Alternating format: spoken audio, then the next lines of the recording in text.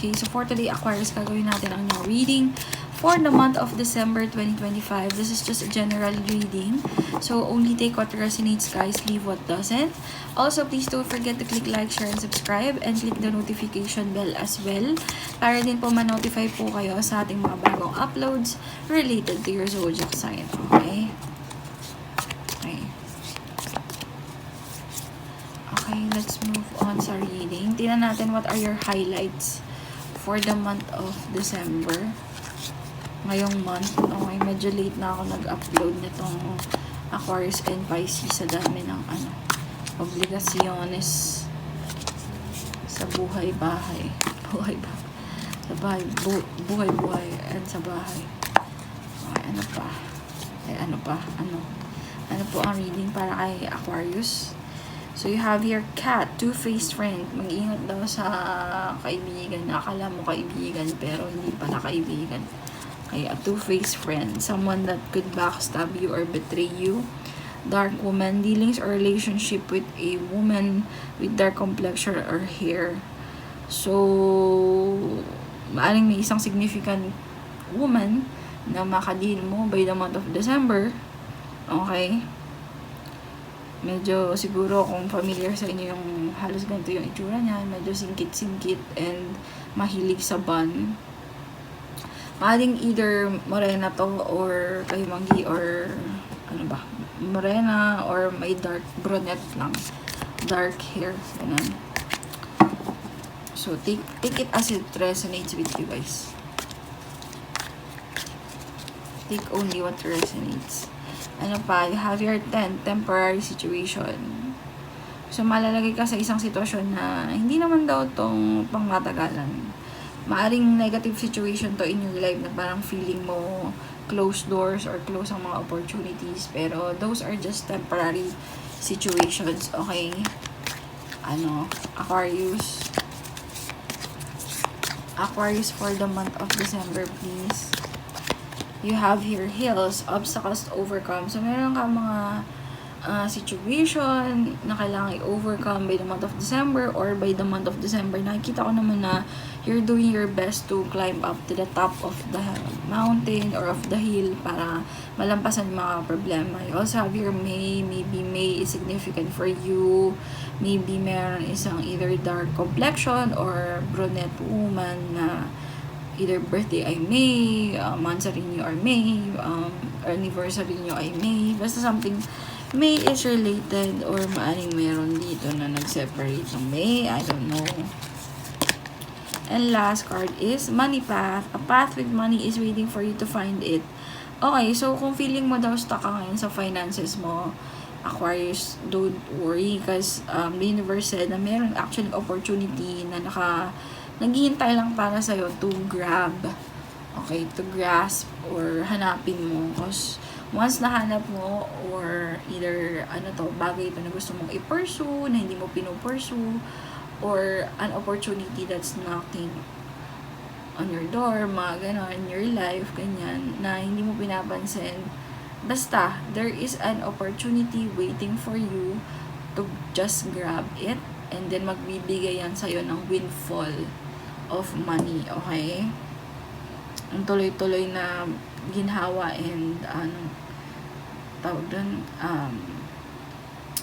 blessing sa buhay, okay? Let's move on to your general. Si Aquarius po, ano pong meron sa kanya by the month of December? Aquarius. Ang dami. Aquarius po by the month of December. You have the full card. You could be dealing with an Aries. I'm seeing you taking a leap of faith. Okay, parang may start kang something. Okay, Moon card. Okay, and kumpletuhin muna natin yung spread. King of Cups and the Nine of Swords. Maring in the recent past or in the past, Aquarius, meron kang isang sitwasyon, parang feeling ko ikaw to naging emotional ka. Naging parang medyo naapektuhan ka mentally and emotionally with the Nine of Swords here. You could be dealing with another air sign, Gemini, Libra, Aquarius, or a Cancer, Pisces, Scorpio, specifically Pisces. Okay? So, but definitely, may nakita ko ditong stress, anxiety, maaring mga sitwasyon na nagbigay sa'yo ng stress and anxiety in the past na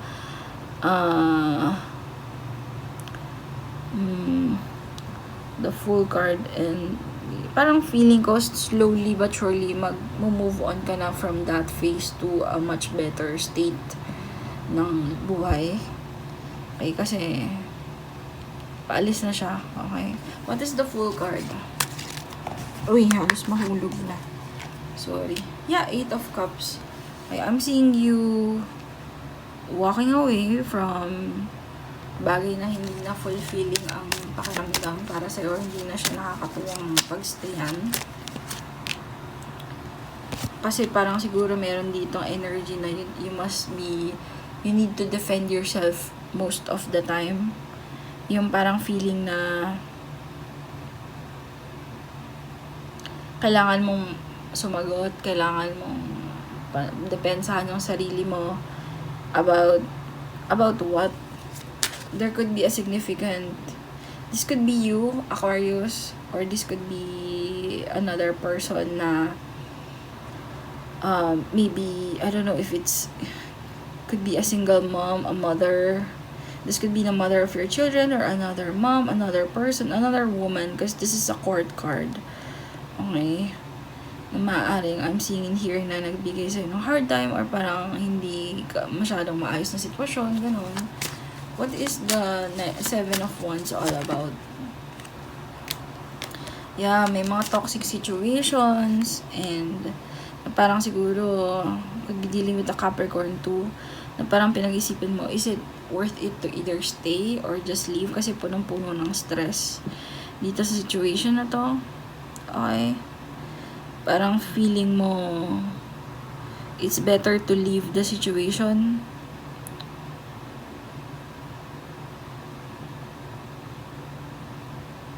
Nag-aalangan ka na baka kasi wala nang stability dito sa situation na ito. Some of you are thinking of traveling abroad. I'm seeing that. Maybe kung ano man tong situation na to, I'm seeing you kind of like parang walking away sa mga sitwasyon na hindi na nakakatuwa para sa'yo, and pursuing a different path na mas fulfilling. Yeah. Okay. What else can I see pa? Maring nag-alangan ka dun sa situation na yun kasi either may lies, deception, toxicities, obsessions, ganyan. Maring ang nagbaband na lang sa inyo ng person mo is something na codependent, ganyan. Ganyan, not really the real thing. Pwede rin yung mga ganon. There's an energy here of parang lagi kang natutuliro, nag-iisip, na paano gagawin ko dito sa sitwasyon na to. It's like you need to protect yourself. I'm seeing you living that state in life. Okay? Living that state in life na kailangan mong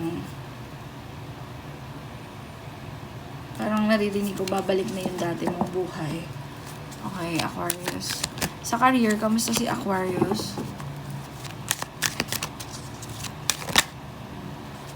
So, you have your Page of Pentacles. Maaring meron kang simulan. Maaring meron kang simulan na bagay, na something na need mong pag-aralan muna. Because the Page of Pentacles can talk about like studying, learning, pag-aalaan mo ng pag-aralan, training, mga ganyan, no? Something na nag-aaral, okay? So, maaring meron kang simulan sa work mo na you need to either be trained first, or pag-aralan muna kung paano gagawin. What is the Page of Pentacles all about? Judgment card. Bagay ito na parang ginagawa mo in the past, and parang feeling ko gagawin mo lang ulit. Uulitin mo, i-resurrect mo. Kaso, 8 of Swords. Why is it the 8 of Swords? Ace of Swords. 8 of Swords with the Ace of Swords. Parang meron ka nang masasabi about this job na I don't know if you're feeling mentally trapped within yourself about this job na parang hindi ko alam kung ayaw mong kumilos kapag ito yung trabaho or meron kang isang bagay na yung trabaho na to is parang something to na either ayaw mong gawin or ayaw mo sanang i-pursue. Yun yung nakikita ko. But, okay, what else? Okay, Magician card. Parang in-offer lang ata to sa'yo, itong opportunity na ito. Okay, meron kang ima-manifest na bagay. What is the Magician card? What is the Magician card po?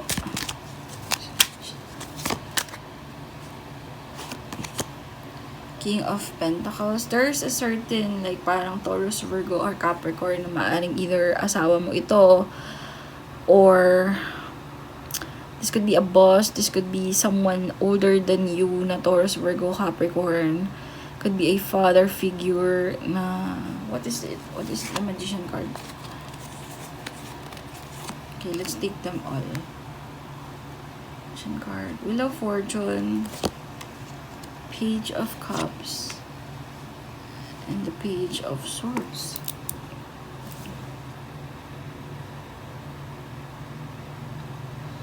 Parang Page of Cups. I don't know if it translates to merong isang either Taurus, Virgo, Capricorn kang person na parang gusto mong kumilos siya. Gusto mo siyang parang hindi naman iasa yung mga ano, pero parang gusto mo siyang magsuporta sa'yo. This could be, take it as it resonates na lang, guys. Take what resonates lang, okay? Maaaring gusto mo isang person, could also be an Aries, Virgo, or Gemini, strong Virgo, na parang gusto mo naman siya, huy, kumilos ka naman. Pwede mo ba ako supportahan kasi I deserve that? Parang, pwede mo ba ako supportahan kasi, ano, parang baka naman, parang gano'n, no? Kumilos ka naman, parang mga gano'n yung nakikita ko. Kasi baka parang ayaw kumilos ng tao na to. Or ayaw magbigay, ayaw mag-support, gano'n. Anything else about career? Yeah, okay. Sun card. King of Wands. Yung regarding daw doon sa taong tamad na yun. It's about your career and finances, ha? Nako. Parang feeling ko, guys, lagi itong sumasabi na wala. Lagi itong nagsasabi na parang mararamdaman mo sa tao na ito may either ayaw niyang gawin or sinasabi niya talagang ayaw niyang gawin. Yun, no? So, merong isang significant, parang feeling ko older than you na partner mo ito na medyo tamad. Hindi lang parang medyo, parang tamad talaga. Sorry for the term, ha. Pero, yeah, sorry for being blunt. Pero, cross watchers. Basta, yun, nakikita ko na medyo ayaw kumilos, ganyan. And parang pagdating sa responsibility, parang closed lagi yung doors niya, okay, to help or to cooperate or to participate or tawag doon, para magbigay, basta yun na yun, okay. Sa love life, kamusta si Aquarius? Ang sinasabi pala doon sa spread na yun is parang may hirapan kang kunin yung ine-expect mong stability din sa person na yun. Kasi nga, lagi siyang sarado. Lagi ikom yung palad niyang magbigay.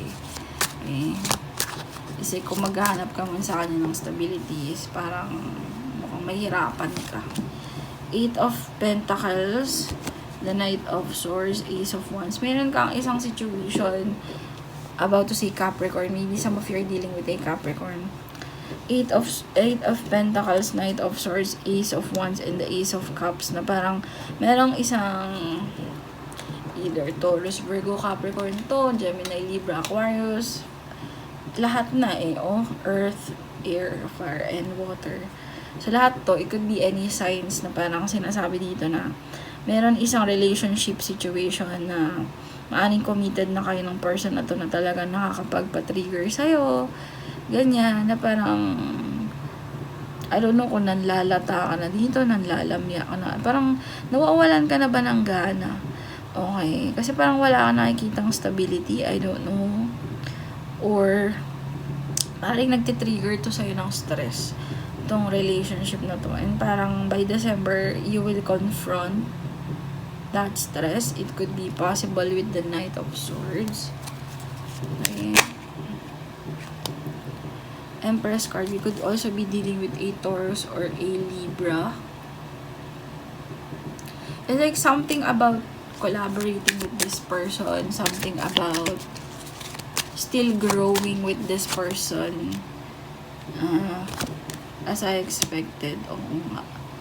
Is parang gusto mo nang ipahinga yung pag-give and take dito. Like parang ayaw mo na magbigay. Guys, so habang ina-edit ko yung video ni Aquarius or video nyo guys for the reading for December, pansin ko putol yung video, yung hinahanap ko yung katuloy, yun pala sa gallery ko, yung pala naputol guys. So sorry ha, sorry. And kasi ina-edit ko siya tapos hindi ko makita yung kasunod, so kailangan kong mag-renew or kailangan kong gumawa ng bagong video na kadugtong. Sorry guys, nagawa ko yung kadugtong nun kaso nabura ako kasi nga out of storage na rin ako. So, ayun. So, itutuloy natin. So, katulad ng sinasabi ko kanina sa previously or recently sa naunang video, medyo nanlalata ka na or medyo either nawawalan ka na ng gana to pursue that relationship with your person. And kay Aquarius, no? So, maring iniisip mo na wag na lang mag-invest with that person. Parang nawawalan ka na ng gana. Ano pa para kay Aquarius for the month of December in love? Ano pa para kay Aquarius the month of December in love? Page of Swords, okay. Ano pa para kay Aquarius in love? Ano pa para kay Aquarius in love? Sayang talaga yun. Natapos ko na yun eh. Okay. Page of Swords, the Hermit. Wait lang. The Chariot card. So these are major arcanas. What is the Three of Wands? Hangman. So parang meron ka ditong marirealize talaga, Aquarius, na parang hindi mo lang to sinasabi sa person mo. Maybe right now na pinapanood mo to or basta merong initially na hindi pagsasabi na parang nare-realize mo na parang with regards to moving forward nga with this person, no, collaborating with them or still parang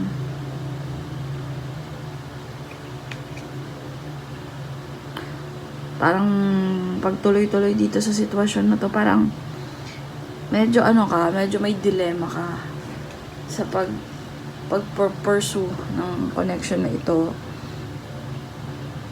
May nakikita akong kung hindi ikaw to, Aquarius, siguro yung partner mo to na may iniisip, parang merong ibang taong iniisip out of your connection, or maaring ikaw to na nag-iisip sa nakikita ko. I don't know kung nagka-third party kayo or what, pero parang Page of Swords, the Hermit. Merong may nare-realize na ayaw sabihin regarding sa pagtuloy-tuloy. Maring gusto mo na lang iwan yung person mo kasi parang right now, maybe as you're watching, hindi mo alam kung paano mo gagawin yun, kailan mo gagawin yun, paano mo gagawin yun, okay? Maybe may nakita ko dito parang may iniisip-isip na third party na baka involved pa, ganun, maring makapekto sa inyo.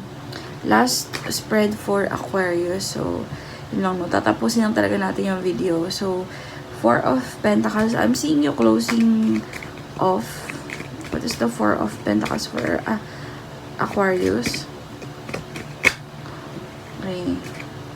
So, you have here Four of Pentacles, Two of Cups, walking away, okay. Yeah, I'm seeing you possibly walking away. Yes, walking away from this connection, Aquarius, and choosing yourself. Okay, and possibility. So you're gonna like, you will be closing your doors off na with this certain connection na unfulfilling sa'yo. So, you will walk away from this very unfulfilling situation is what I see. Maaring you will break up with this person, maaring you will separate na, you will advise them that you don't want anymore, you want to leave, mga ganon. And you will choose what's good for you. Possible din na magkaroon ng bagong relationship instead, okay, with someone else that's gonna be parang may more stability for you. Okay? Alright, so yun lang naman guys. Thank you so much for watching. I hope you enjoyed the reading. Please don't forget to give this video a like, share, and subscribe. And yeah, finally natapos ko na yung video. Thank you so much and have a good day. Bye guys!